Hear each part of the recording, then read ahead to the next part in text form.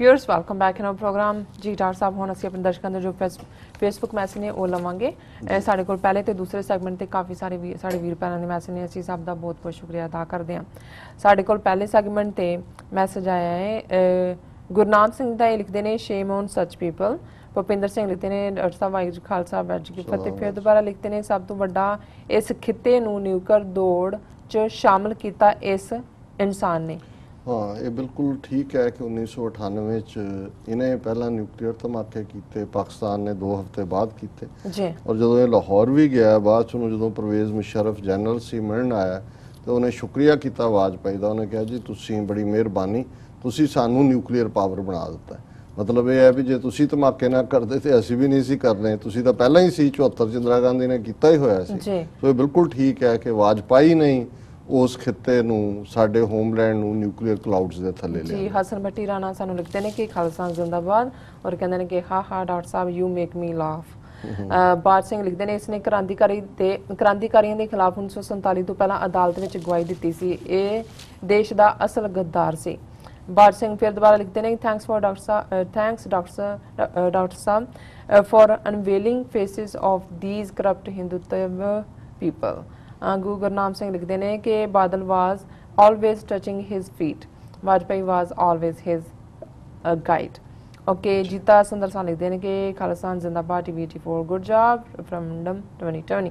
भुपिंदर सिंह फिर दोबारा लिखते हैं देखो जिस हिंदुत्व लई इसने नफरत फैलाई उस हिंदुत्व ने इसका मरना दुबर किया सी। जिस हिंदुत्व लई बाकी दे फिरकू बने हुए ने इससे नफरत ने इन्हां दा हाल भी यही करना है, ये भी भुलेखे च ने।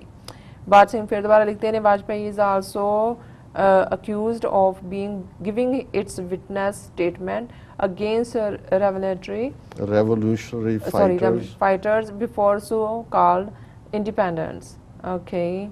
बलविंदर सिंह चट्ठा सान लिखते हैं डॉक्टर साहब वाजपेयी लंदन 2020 रैली वेख के ही मर गया। इत्थे ही क्लोज करते हैं, वक्त देखते हैं। चट्ठा साहब नूं अज दी जिहड़ी है वो झंडी मिलती है। उन्होंने कहा कि भी वो हुण 2 मिनट की उहदी वीडियो च कह रहा कि कभी नहीं बनेगा कभी नहीं, तो उन्हें देखा भी ये तो हालां उन्होंने सुध बुध नहीं सी पर उहदी किते अचेतन च भी उन्होंने आ गया भी नहीं है मैं गलत साबित होया, सिख तो खलो गए ने खालिस्तान लई, तो वो धक्के नाल ही मर गया। जी डॉक्टर साहब हुण ते साडे दर्शकां दस दो अज दा विचार। सॉरी अबाउट कि असीं बाकी नहीं मसले असीं दर्शकां देखो अज भादो दा महीना जी मूल नानक शाही कैलेंडर मुताबिक बिगनिंग है और जिवें असीं राग तुखारी गुरु नानक साहब का उस चों शब्द चुनते हैं जड़ा इस विचार लई। सो भादो महीने नूं ही जड़ा वो आधार बना के गुरु साहब ने निरंकार नाल जुड़न दी विध और जड़ा सारा सिंबोलिज्म है पंजाब दी धरती ते बरसात डड्डू प्रयोग करते पपीए ऐ निकलते सप डंग मारते रात नूं मच्छर सब का जिक्र गुरु साहब ने करके इनू जोड़िया कि किवें एक टुट्टी रूह है ते एक जिहड़ी आनंद दे विच है उस दे लई ये बसंत आनंद है। 4 चफेरा हरियावल है, पानी दा दे तलाब भरे हुए ने, सरोवर है भरे ने, जल थल है। सो वो आनंद दे विच सब च वाहिगुरू दा रूप देखते हैं ते जिहड़ियां टुट्टियां रूहां ने उन्होंने मच्छर ते सप ही नज़र आउंदे ने जिहड़े 4 चफेरे उत्थे घुम रहे ने।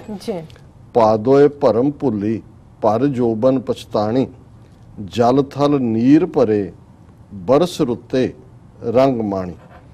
कि मीह के मौसम च भादो का महीना जिहड़ा है ये इवें है कि जिवें पूरी जोबन दे उत्ते मौसम है और 4 चफेरे जल थल होया पिया नीर नाल भरिया और जिहड़े उस नाल जुड़ियां हुईयां रूहां ने वो उस दे रंग नूं मान रहीआं ने, कुदरत दे आनंद नूं मान रहीआं ने। बरसै निस काली क्यों सुख बाली दादर मोर लवंत है। बरसे बरस रहा पानी, निस कहंदे ने निशा रात नूं काली कालियां रातां, क्योंकि जे याद होए सावन भादो कि किवें कालियां रातां हुंदियां ने भी कालियां रातां च मींह जोरदार बस रहा क्यों सुख बाली।